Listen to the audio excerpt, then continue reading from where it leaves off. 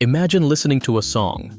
What if every note, beat, and melody can be broken down into a sum of simple waves? That's exactly what the discrete Fourier transform, DFT, does. It transforms signals from the time domain into the frequency domain, revealing their hidden components. In this presentation, we'll explore the DFT and inverse DFT, how they work, and why they are important.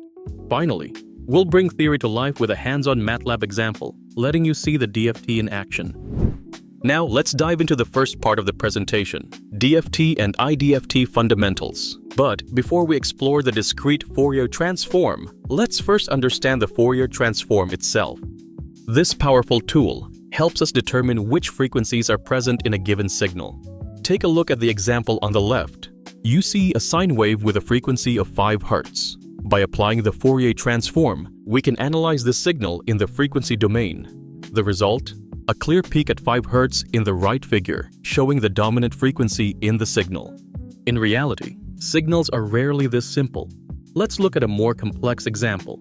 On the left side of the screen, you see a signal formed by summing multiple sine waves of different frequencies. Just by looking at it, it's not easy to determine which frequencies were combined to create this waveform. However, by applying the Fourier transform, we can break it down into its frequency components. The result shown on the right reveals clear peaks at 5 Hz and 8 Hz, telling us exactly which sine waves make up the original signal.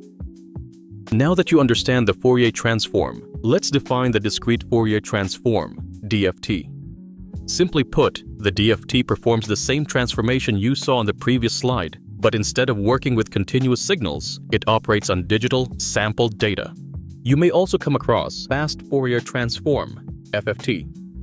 While the DFT defines the transformation, the FFT is an algorithm that computes it much more efficiently, reducing computational complexity while producing the same result. Now that we have the basics, let's dive into how the DFT works. At the top of the slide, you can see the DFT equation. Let's focus on the cosine term for a moment. When we set k to 0, this equation generates samples for a straight line with amplitude of 1, because the cosine of 0 equals 1. If we set k to 1, we generate samples for one period of a cosine wave with a frequency of 1 Hz. Setting k to 2 gives us samples for 2 periods of a cosine wave with a frequency of 2 Hz. We repeat this process for each value of k, creating a matrix where each row represents samples of a cosine wave at its corresponding frequency. As you can see in the equation, we multiply the cosine wave by each sample of our time domain signal. Instead of doing this multiplication sample by sample, we can multiply the entire signal vector with the transformation matrix we created earlier, which gives the same result. For example, during this process when k equals 2, we multiply the signal samples by the corresponding samples of the cosine wave and then sum them together. If one of the components that made up the original signal is a cosine wave with a frequency of 2 Hz, this will result in a high value, indicating the presence of this frequency in the signal. On the other hand, if the 2 Hz cosine component is absent or has low energy in the signal, the result will be close to 0. The outcome of this process is a vector, also known as the spectrum of the signal, that shows the strength of each corresponding cosine component in the original signal. We can repeat the same calculations for the sine component. By creating a transformation matrix containing sine waves of increasing frequencies and applying matrix multiplication, we can compute the corresponding spectrum. In practice, the spectrum of a signal is represented by complex numbers. The real part of the spectrum comes from multiplying the signal with a cosine transformation matrix, while the imaginary part comes from multiplying it with a sine transformation matrix. In fact, the transformation matrix itself can also contain complex numbers following the same principle. This allows us to compute the entire spectrum in a single step, using just one matrix multiplication with the complex analysis matrix. Now, let's look at the reverse operation of the discrete Fourier transform, the inverse DFT, IDFT. If we know the spectrum of a signal, we know the amplitude of each sine and cosine component that made up the original signal. To reconstruct the signal, we simply sum these components, scaling them by their corresponding amplitudes. This process is illustrated on the slide.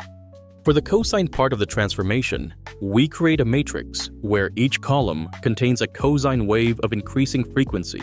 Then, we multiply this matrix by the signal spectrum. For example, the value of the spectrum at 2 Hz is multiplied by the 2 Hz cosine wave. Then, all components are summed to recreate the original signal.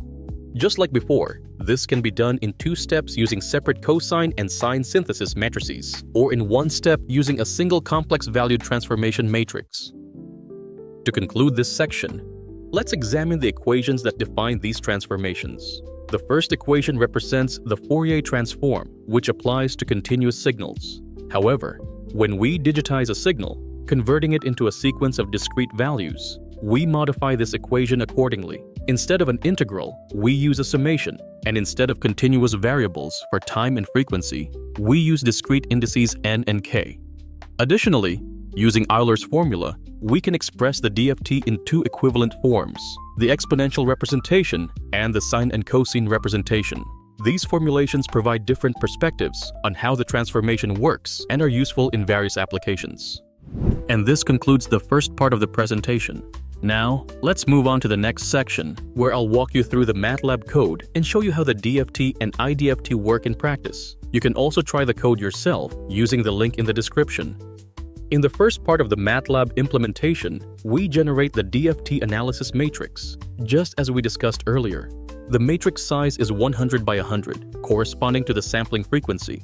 We use the exponential form, where the real part represents the cosine basis, and the imaginary part represents the sine basis of the transformation. Next, we plot the first 4 rows of the matrix, showing the real and imaginary parts separately. As expected, the plots confirm the correct structure. The real part consists of cosine waves with increasing frequencies, while the imaginary part consists of sine waves. Now, let's generate and plot a 1-second signal with a 5 Hz frequency. The result is displayed in the plot. Next, we compute the signal spectrum by multiplying the signal vector with a DFT transformation matrix. We also calculate the spectrum using MATLAB's FFT function and compare the results. By default, the positive frequencies are located in the first part of the spectrum vector, while the negative frequencies are in the second part. To correctly align them, we use the FFT shift function, which repositions the frequencies symmetrically around 0. Finally, we visualize the spectrum in a plot. As shown in the plot, there is a clear peak at 5 Hz, confirming the presence of this frequency in the signal. Since the spectrum of a real-valued signal is always symmetrical around 0, a second peak appears at -5 Hz. The spectrum computed using MATLAB's FFT function matches perfectly, verifying that both methods produce the same result. In the final part of the code, let's see if we can reconstruct the original signal from its spectrum using the Inverse DFT, IDFT. First, we compute the IDFT matrix by transposing the DFT matrix. This swaps the roles of rows and columns, aligning the sine and cosine waves correctly for reconstruction. Next, we recreate the original signal using matrix multiplication. Finally, we calculate the reconstruction error and plot the reconstructed signal to verify the accuracy of the process. As shown in the plot, the reconstructed signal is identical to the original signal, confirming the accuracy of the transformation. Additionally, the reconstruction error is close to 0, demonstrating that the IDFT successfully restores the original data. And that's it for this presentation. I hope this gave you a clear understanding of DFT and IDFT and how they work in practice. If you have any questions, feel free to ask in the comments. You'll find the MATLAB code linked in the description. If you enjoyed this, make sure to like the video and subscribe for more content on signal processing. Thanks for watching, and see you in the next one.